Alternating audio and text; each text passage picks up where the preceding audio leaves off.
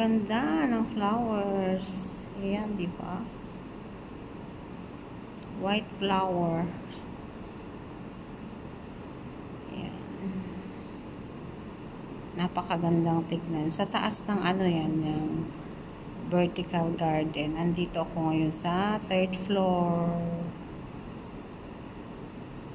Nakita ko siya, napakaganda niya, kaya binidyo ko na lang.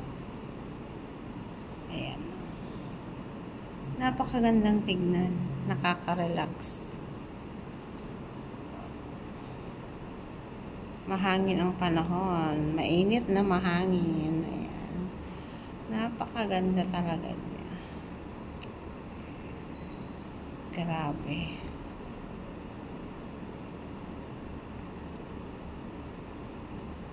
Ang ganda-ganda niya talaga. Nagagandahan ako sa kanya. Ang saya-saya. Nakaka-relax talaga siya panoorin.